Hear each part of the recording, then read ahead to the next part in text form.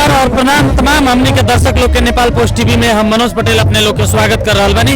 और अभी हमनी एगो बहुत ही ऐतिहासिक धरोहर के रूप में रहल सिमरौनगढ़ दरबार से जुड़ल ई गांव कोतवाली गांव में हमनी बानी। और ये आदर्श कोतवाल गांव पालिका के वार्ड नंबर 8 में पड़े वाला ई गांव के एगो बहुत ही पुराना इतिहास रहल बा कि जब भी नवमी आवेला, दशहरा आवेला या चैत के नवमी या दशहरा के हमनी के नवमी, दोनों नवमी में यहाँ से ही माता के पूजा होला। और यहाँ के हमनी के तमाम माता बहन लोग कंकाली माई मंदिर में जाके पूजा कैला के बाद में ही दोसर के पूजा वहाँ शुरू होला या दोसर लोग पूजा करे सकेला।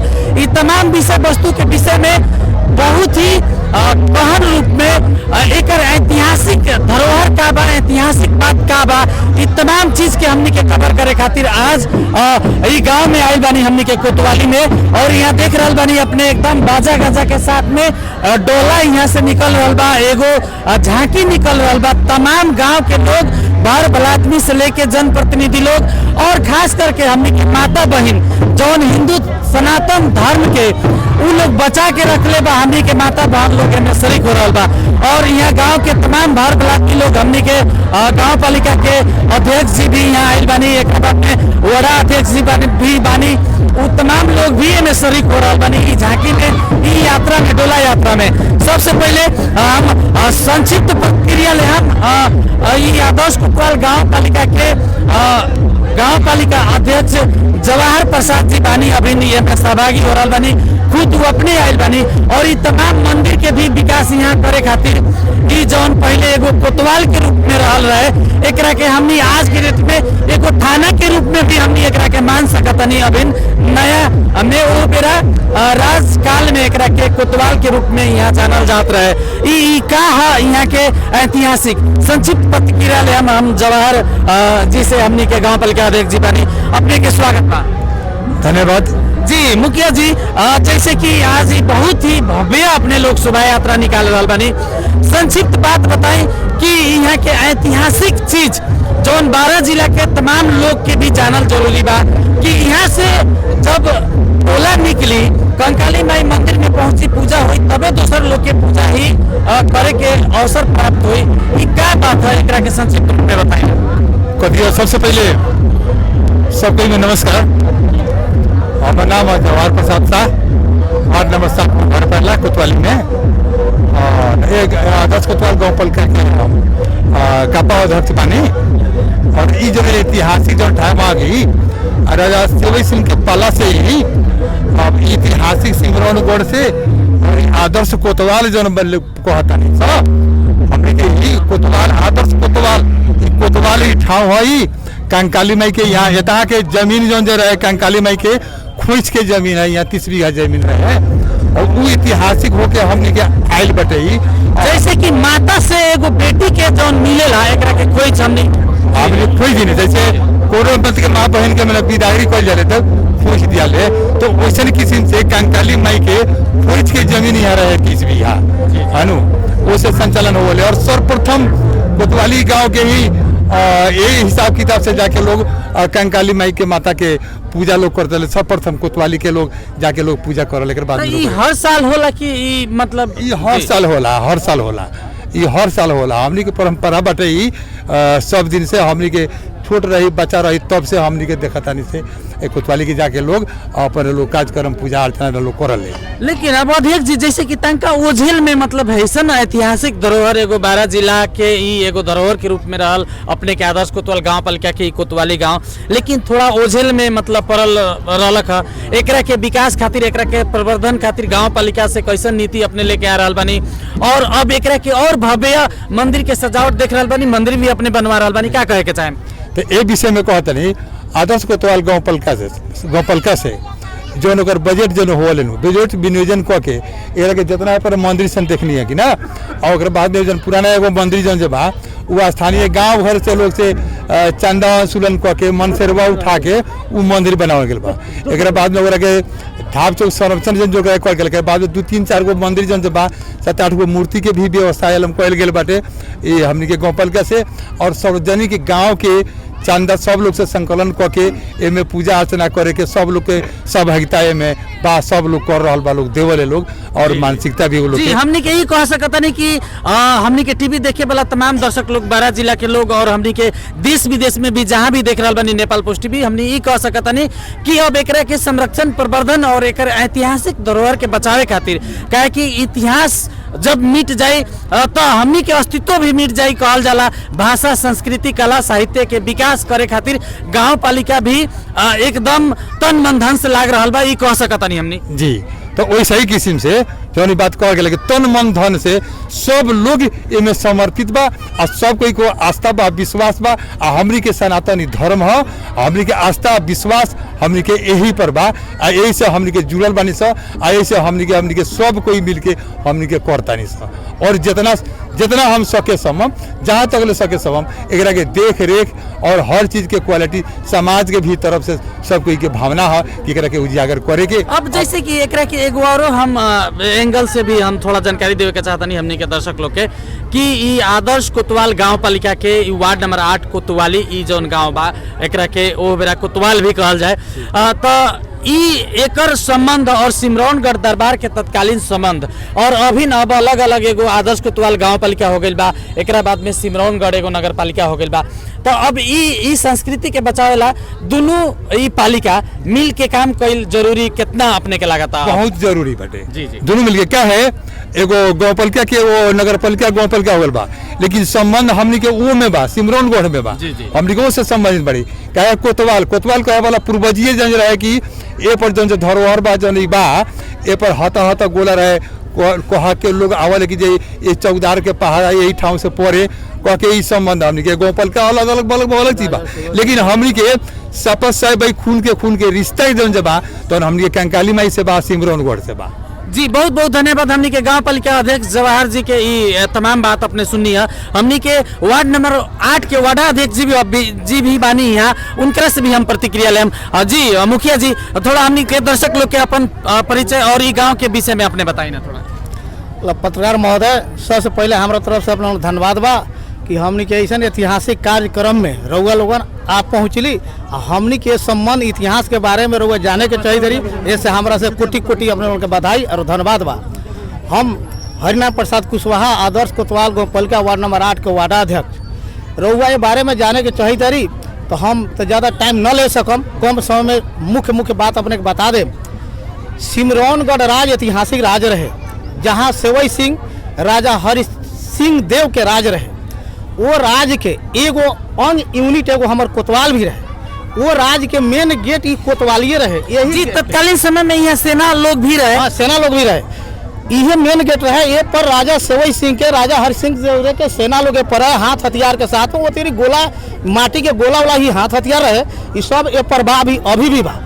वो पूरा 14 कोस राज के सुरक्षा ए पर से उनका सैनिक फोर्स ए पर से करे। सिमरौनगढ़ राज से हमारे कोतवाली के ऐतिहासिक पौराणिक संबंध बा। एक बाहक में भी जब कंकाली माई सिमरौनगढ़ में आगमन जब भइनी, तो यही रास्ता से हुनकर आगमन भेल, जौन की कोतवाली में हुनकर खोज गिरल। कोतवाली में ही खोज गिरला से कोतवाली के खोज कह के कोतवाली खोज है कंकाली माई के।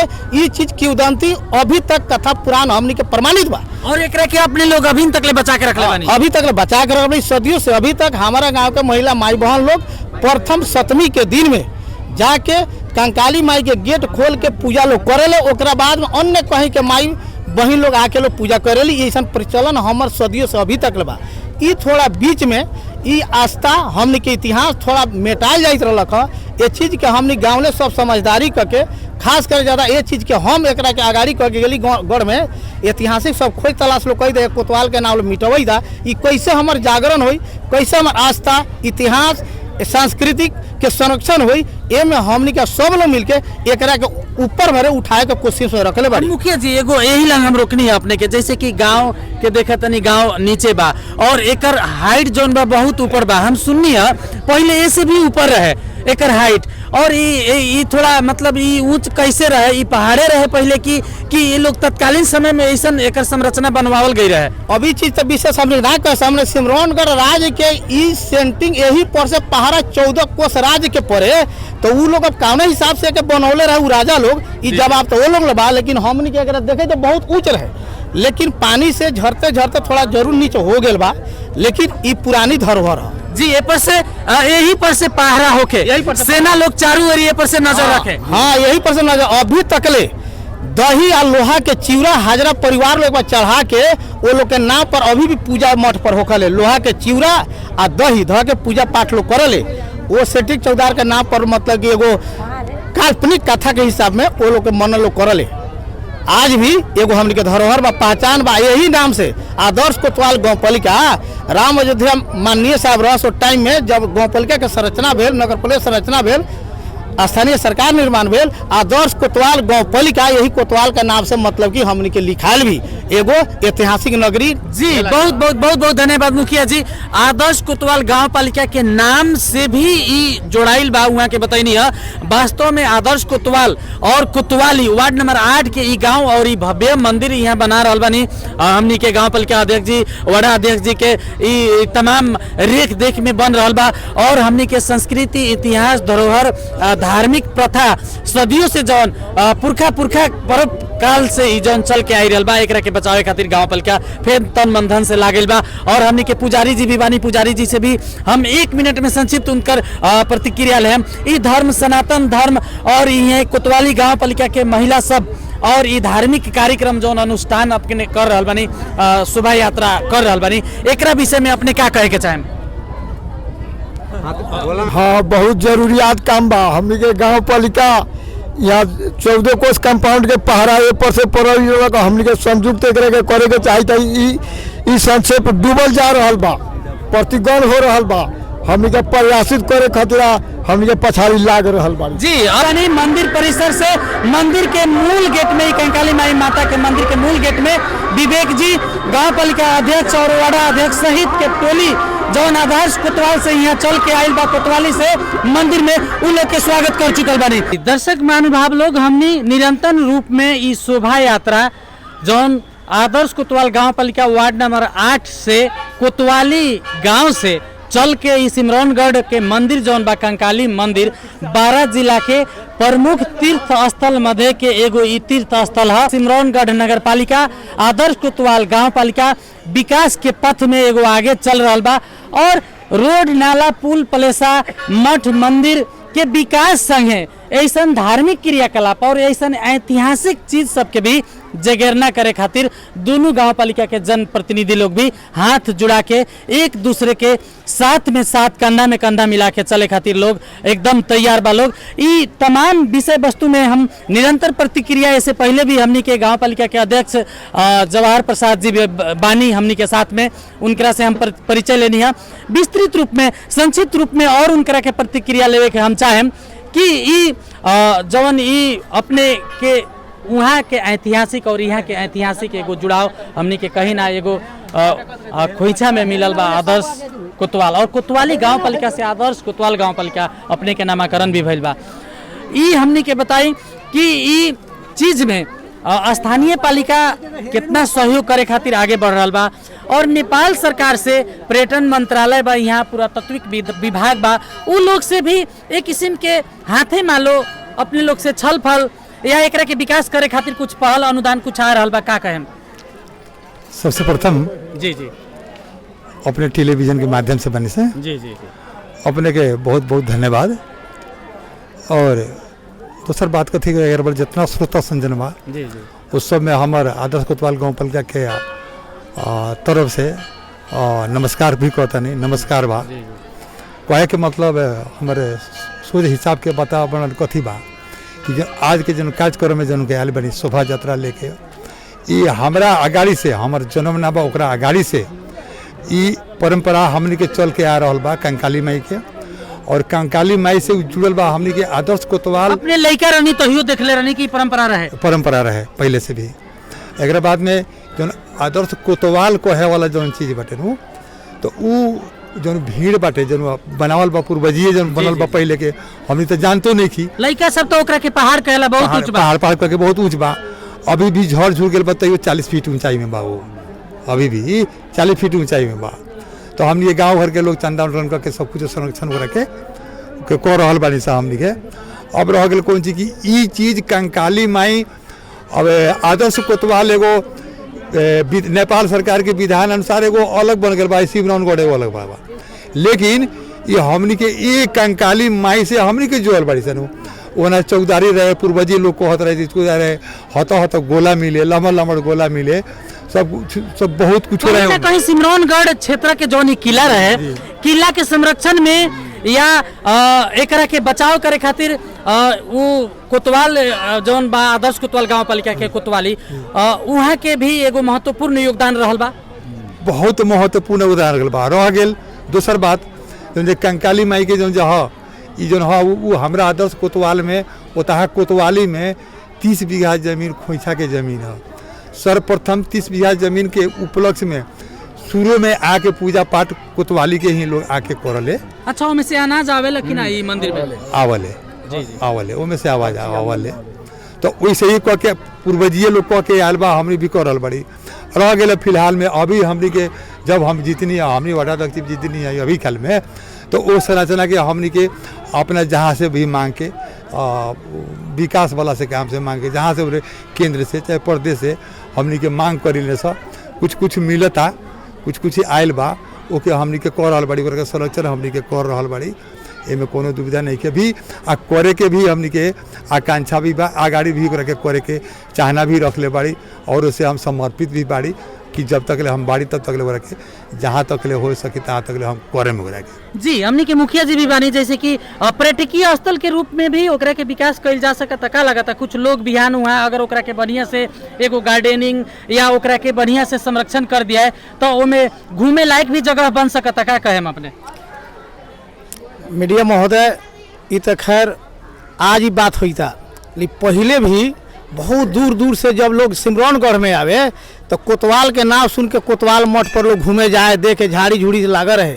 ओकरा बाद में स्वयं हमारे आज मेयर साहब प्रधान पद रहस, मुखिया जी पद पर रहस, तो अपना से सब के साफ सुथरा करा के मंदिर निर्माण करा के आज समाज के द्वारा एगो छोटा मोटा मंदिर बनल। एक बाद मेयर साहब पद पर जब अलथिन गाँव पालिका जब निर्माण भेल तो अपन पुण्य लगानी करके वो हमनी के जो इतिहास संप्रदा जौन बा ओकरा के संरक्षण करे के पूरा योगदान दे के तत्पर तैयारी हथिन।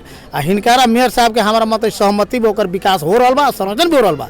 तो जब पहले उतना दूर से ही रामनवमी मेला के टाइम में दूर से लोग जब आवे और कोतवाल मठ पर जाके कोतवाल के एगो सिमरौनगढ़ राज्य के संरक्षण करे जो गार्ड लोग रहे उ सेंटिंग जगह देखे लग जब जाए तो फिर आज लोग कहे न जाई, लेकिन बीच में थोड़ा ओकर विकास केंद्र स्तर से कहीं ना कहीं वहाँ से सेना लोग हो बेला के सेना लोग वहाँ से पहरा देवे लोग। हाँ, पहरा लोग दे 14 कोसराज के पहरा सुरक्षा वही लंग से होके मेन गेट हमारा है सिमरौनगढ़ राज्य के कोतवाली मार्ग से कोई आवे जाए ये जगह में यहाँ से भी वहाँ लोग जाए। तो जब वैसा जगह के निरीक्षण कर देखे का अभिलाषा से दूर दूर के लोग आवे तो अब काहे ना जाए। अब तो यारो अच्छा विकास ओकर हो रहा बा, चाहते सके स्थानीय सरकार कर रहा बा, हमनी सब समाज की तरफ से भी भिड़ल बाड़ी से लागल बाड़ी, लेकिन केंद्र सरकार को निगरानी नहीं के, प्रदेश सरकार की निगरानी नहीं के। उतना भारी अच्छा पर्यटकीय स्थल लोग जैसे सिमरौनगढ़ दरबार या सिमरौनगढ़ी क्षेत्र जौन बा, पोखरा बा, यहाँ दरबार बा, जरौखर पोखरा बा, या ये जौन हमने के रानीबास बा, यहाँ तो दूर दूर से लोग विद्यार्थी लोग और लोग पर्यटक लोग भी घूमे उमे आवेला कभी। लेकिन यहाँ घूमे आवे वाला सिमरौनगढ़ इस क्षेत्र में घूमे आवे वाला लोग भी वो भी सिमरौनगढ़ के भी एगो क्षेत्र से जुड़ल बा, वहाँ भी घूमे जाए वाला एगो वातावरण बनावल जरूरी बा। ई विषय में अपने कुछ कहे के चाहें? यहाँ घूमे आओ तो उन लोग वहाँ जाके घूमो जी। ए में बीच में जौन टूटी फूटी जौन भेलक है, मन मस्ती में विचार लेके ओकर उच्च स्तरीय विकास करा के लोग जाओ कह के औरो जाओ तो कार्यक्रम हमने विशेष ढंग से बढ़ैली है। आ थोड़ा का बा कि वो पर्यटन जाओ कह के ये स्थानीय सरकार सिमरौनगढ़ स्थानीय सरकार से भी सहज समीकरण हमने समझौता कैली है। आ कह के बिहान के डेट में एगो कंकाली माई लंग बोट पर्यटनीय बोट हाँ अपना कोतवाल मठ के नाम रूप सब देके वहाँ मतलब कि वहाँ बाटे रनमास मठ वो जगह बोर्ड लगा के यहाँ एगो गाइड रह के हमनी के प्रक्रिया अपनाएं कि वहाँ भी पर्यटन लोग जाओ, वो भी देखो, सदियों से देख के आल बा। आज भी देखे वाला जगह बा, सुंदर बा। आज वो जगह मतलब कि कोतवाल मठ बा, ओने बेलवाडी मठ बा, एगो नया मतलब कि एगो बांध बैरेज जमनी नदी बनता, बाजार हो गेल, ये सब एगो ऐतिहासिक देखे वाला जगह बा। ऐसे बाहरी संपूर्ण इंटरनेशनल लेवल पर हम सब भाई बंधु लोग से कहे के चाहते रही, सिमरौनगढ़ राज में ऐतिहासिक पुराना राज बा, ओकर अंग कोतवाल भी बा, कोतवाली बा। कोतवाल से आदर्श कोतवाल नाम निर्माण भेल। उ जगह आके देखी लोगन, सुनी लोगन, एगो ऐतिहासिक नगरी बा, उ अच्छा बा। आवल जा आवेला, हर सुविधा व्यवस्था हमनी के मिलावेला, तत्पर तैयारी बड़ी जी। रोड भी व्यवस्थित हो गई बा, नहर वाला रोड बन गई बा, दोनों ओरी से हुलाकी राजमार्ग भी कनेक्टिविटी हो गई बा। उ मठ में जाए खातिर हमनी के दर्शक लोग के जानकारी करावे के चाहतानी।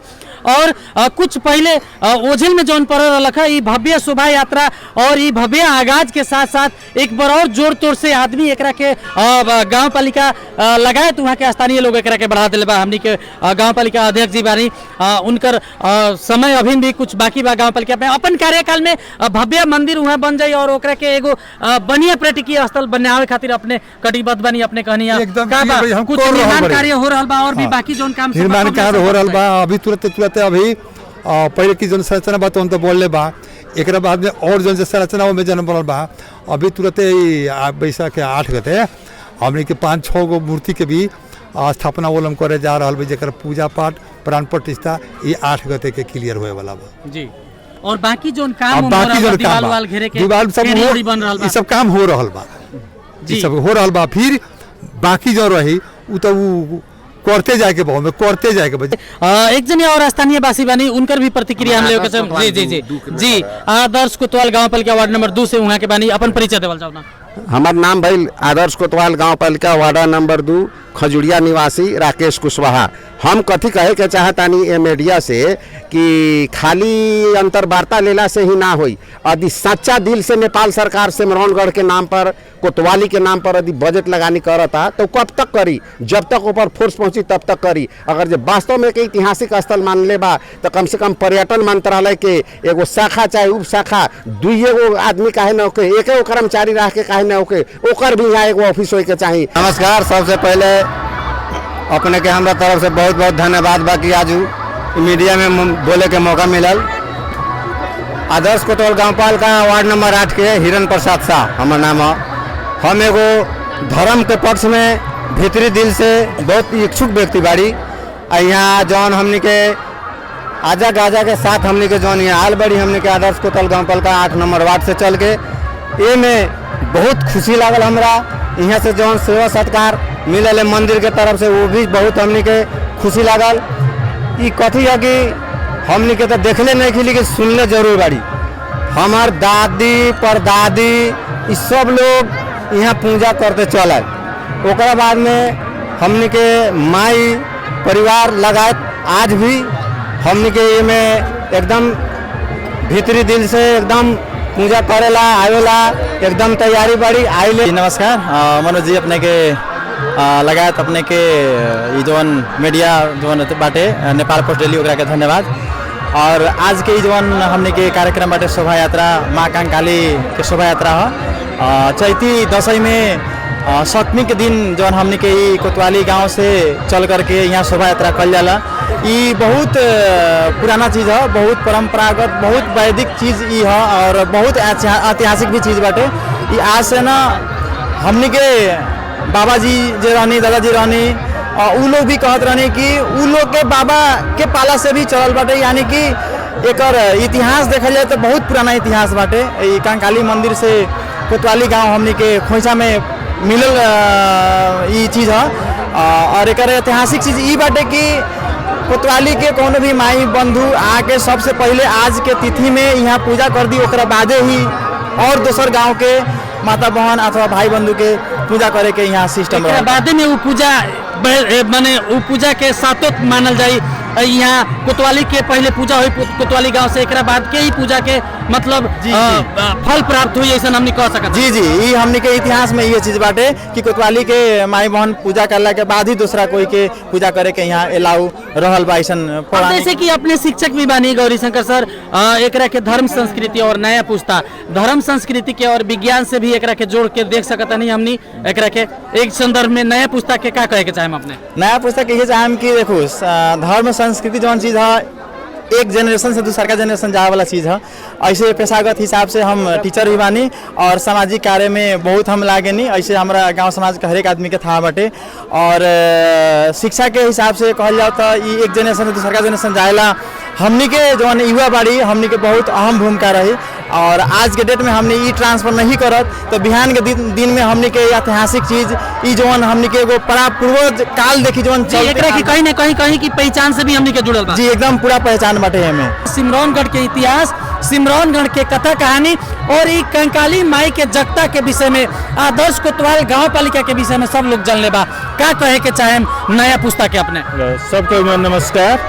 ये हमनी के धरोहर है। जी जी। कंकाली माई के खोइछा कोतवाली में पड़ल है। जी जी। कोतवाल जेकर नाम है। जी जी। और कोतवाल नाम से ही कोतवाली नाम पड़ल हो गांव के। और सबसे पहले ई जनावे के हम चाहते काहे तो हमनी के सुनते आ रहल बड़ी इतिहास साक्षी बा एकर पूरा पूर्व काल से।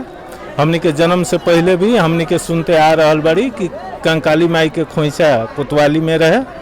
और कोतवाल मठ पर से कोतवाल जौन अभी स्थान बा एगो ऐतिहासिक स्थान और भौगोलिक, वही पर से कोतवाल कह के चौकीदार एगो पहरा देवे सिमरौनगढ़ राज्य के। ये हमनी के संस्कृति के संरक्षण करे के हेतु आज जौन कोतवाली ग्राम से हमनी के जौन हमनी के शोभा यात्रा निकलल कंकाली माई के मठ मंदिर तक ले, एमे हमनी के सब जन सहभागिता, भद्र भला आदमी लोग, राजनीतिक दल के लोग और गांव पालिका के मेयर साहब, वार्ड अध्यक्ष लोग, साथ ही सिमरौनगढ़ के वार्ड अध्यक्ष शहीद के सब केहू के हम शुभकामना देवे के चाहते रही। कम से कम एगो प्रगति के रास्ता पर अपन संस्कृति, अपन धरोहर, अपन सभ्यता के जोगावे खातिर हमनी सब केहू आइली।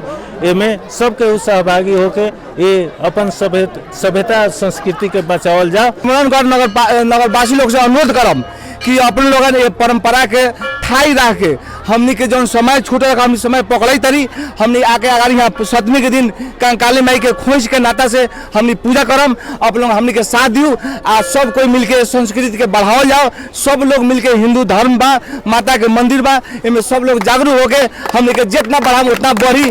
आ एगो और निर्देशन दियम कि हमनी के पछाड़ी जौन बाल बालिका बा ए पर हमनी से बेसी जितना भी सके उतना बेसी और एक जागरूक करो।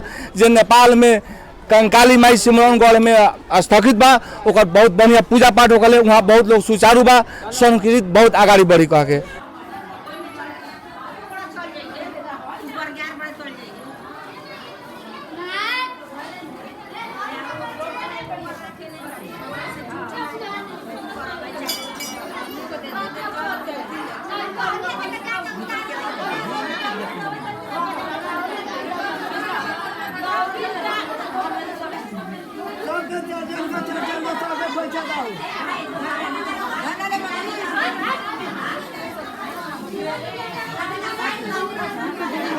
एक जने महिला बनी उनकर भी हम प्रतिक्रिया ले। नमस्कार, अपन नाम बताओ जाना।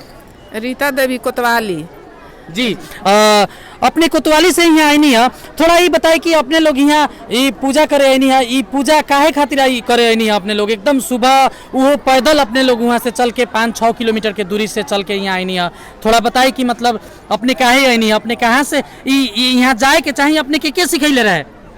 हमनी के कंकाली माई के नैयर कोतवाली, अगारू कोतवाली के पूजा हो जाए, कंकाली माई के पट खुली तब दोसर गांव के पट खोल के पूजा करे के बाद। जी, तो ये चीज जैसे कि अपने के जानकारी करेले हो, जैसे कि अपने के घर के सास ससुर लोग जानकारी करेले हो, अपने के जवन सासू हमारा रहनी उनके बारे में भी बताई कि वहाँ पूजा करे आवत रहनी कि ना रहनी, और वो अपने के सिखाई कैसे कि वहाँ जाके पूजा करे के चाहिए। वो लोग आवत रहनी है, सवेरे आके पूजा करके पट खोलत रहलक लोग, सवेरे पूजा करके जाते रहलक, तब दोसर गांव के लोग सब पूजा करते रहलक।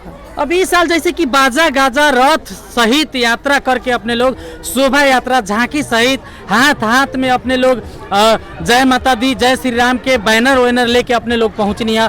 ऐसे पहले ऐसे आवत रहे कि ना हर साल आई ने अपने लोग महिला लोग वहाँ से हर साल आवेला कि ये साल खाली आइल बा? हर साल आई ने पट खुल जाला तो पछाड़ी खानी पट हमनी के पूजा करी ने अगारू खानी ना आवेदन होलो। जी जी तो सबसे पहले वहाँ के महिला लोग पूजा करेला। जी जी बहुत बहुत धन्यवाद। आपने सुनी है कि वहाँ जानकारी हमनी के करनी है कि कहीं ना कहीं अपन सासू आमा से भी वहाँ सुननी और ओकरा के भी अपने फॉलो कर रहा बनी और ये चीज अपन अपन अब अपने के पतो भी करो कह के अपने के मन में लालसा रखे। जी सासू माँ सवेरे आके पूजा करे तो पट खुलत रहलक। अब पुजारी लोग कर रहा बानी हम कर रहल बारी आ पुजारी लोग सवेरे पट खोल देवले दूसरा गांव के लोग पूजा कर रहल। अब अपने के बाद में अपने के पतो करी कि ना? जी कर हम करी तब अपने सिखाएं तब न करे।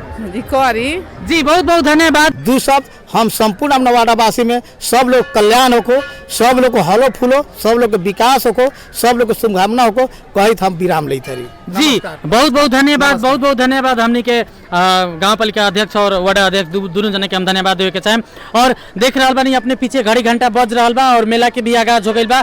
12 जिला और कहीं से भी हमने के देख रहा बानी तो एक बार ये सिमरौनगढ़ क्षेत्र और आदर्श कोतवाल गाँव पालिका के कोतवाली जौन मठ बा मठ क्षेत्र भ्रमण करे अपने जरूर आए। ये भी हमारा तरफ से निवेदन करे के चाहेम। और ये तमाम दृश्य वीडियो सब Nepal post TV radio Seemanchal के official page facebook.com radio Seemanchal पर, वैसे ही नेपाल पोस्ट के daily.com पर भी आपने आके देख सकतनी, सुन सकतनी, पढ़ सकतनी, तमाम वीडियो के भी देख सकतनी और समाचार और फोटो सब भी देख सकतनी। ये हम कहते हुए मनोज पटेल ये कंकाली मंदिर जौन ई क्षेत्र बा ई क्षेत्र से हम विदा चाहेम और तमाम वीडियो सब अपने लोग के हम निरंतर देखावत के रहें ई बाचा करत। आज भी हम ई शोभा यात्रा के संगे ई यात्रा यही लंग समाप्त भइल बा और हम भी अपने लोग से आज्ञा चाहें, विदा चाहें। नमस्कार, प्रणाम।